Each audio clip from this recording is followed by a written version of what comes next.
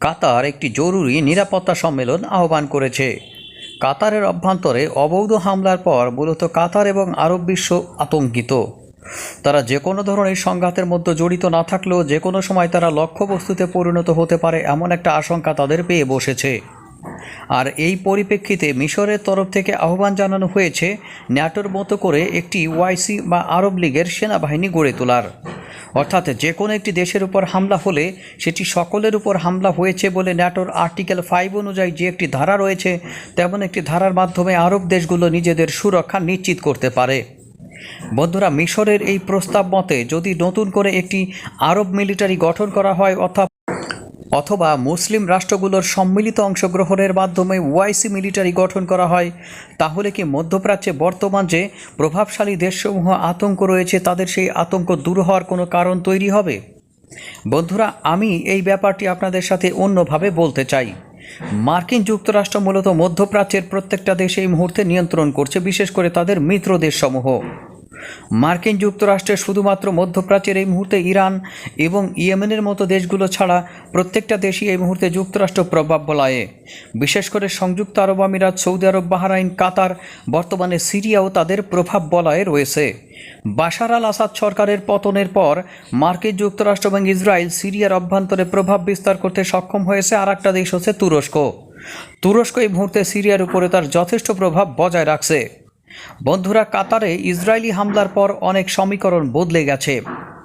মধ্যপ্রাচ্যে মার্কিন উপস্থিতি কি তাদের নিরাপত্তা নিশ্চিত করার জন্য যথেষ্ট?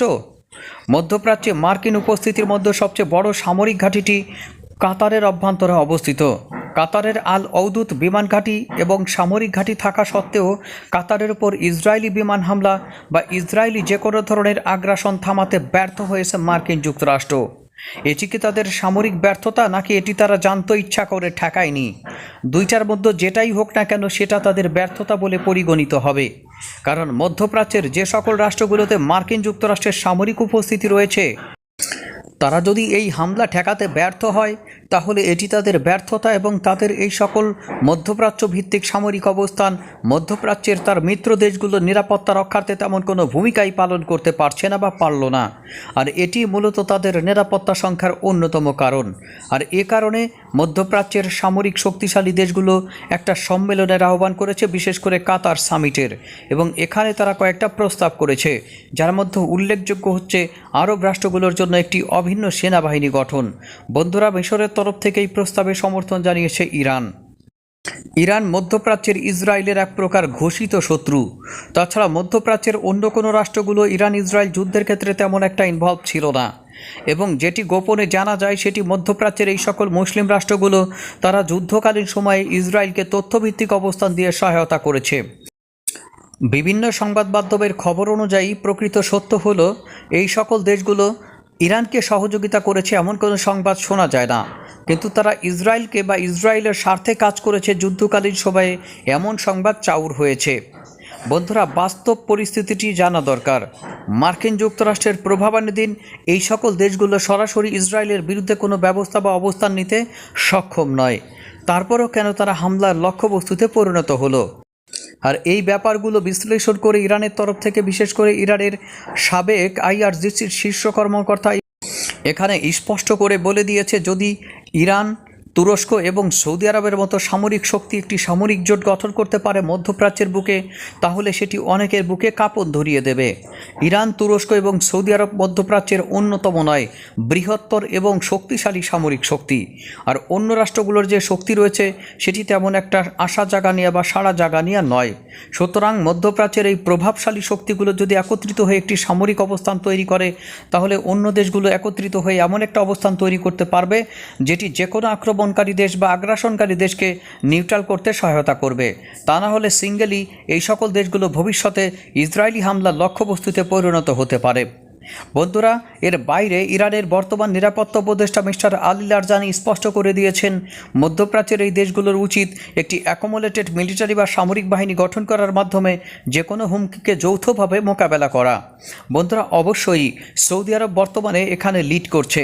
সৌদি আরবের অর্থনৈতিক, সামরিক এবং কূটনৈতিক শক্তি যদি সে সংযুক্ত আরব আমিরাত, তুরস্ক এবং অন্য সকল দেশগুলোকে নিয়ে একটি নিরাপত্তা বলয় গড়ে তোলে, যেখানে তাদেরকে নিরাপত্তা গ্যারান্টি দেওয়া হবে যে কোনো দেশের আক্রমণের বিরুদ্ধে সেটি অত্যন্ত গুরুত্বপূর্ণ একটি প্রোটেক্ট বা প্রতিরোধ ব্যবস্থা তৈরি করতে পারে।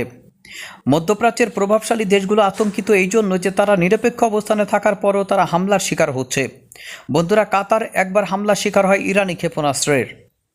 মার্কিন যুক্তরাষ্ট্র ইরানের নিরাপত্তা বলয় ভেঙে ইরানের পারমাণবিক অবস্থানগুলোতে তাদের বিটি স্পিরিট এবং সাবমেরিন থেকে লোহিত সাগর থেকে বা ভূমধ্য সাগরের ভিত্তিক অবস্থানগুলো থেকে তাদের নৌ হামলা পরিচালনা করার মাধ্যমে যে টমাহক ক্রুজ মিসাইল ছুড়েছিল তাদের নাতানস এবং ইস্পাহান পারমাণবিক কেন্দ্রগুলোতে, সেই প্রতিশোধমূলক হামলা হিসেবে ইরান কাতারে অবস্থিত মার্কিন আল ঔদুদ ঘাঁটিতে হামলা চালিয়েছিল।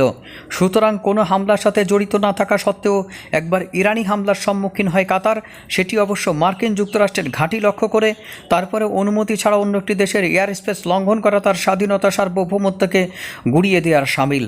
আবার অন্যদিকে কোনো হামলার সংযুক্ততায় না থেকে এমনকি ওই যুদ্ধটি মধ্যস্থতাকারী বা বন্ধের মধ্যস্থতাকারীর ভূমিকায় থেকেও কাতার হামলার শিকার হলো ইসরায়েলের। সুতরাং এটি এমন একটা অবস্থা, যুদ্ধের দূরে থেকেও আপনি যুদ্ধকে দূরে রাখতে পারছেন না।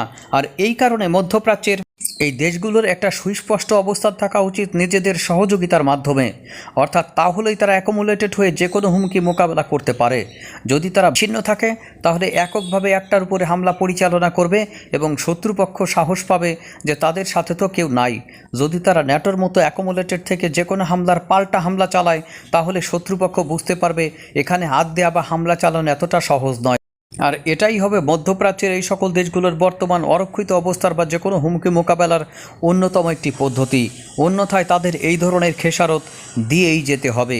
ধন্যবাদ সকলকে।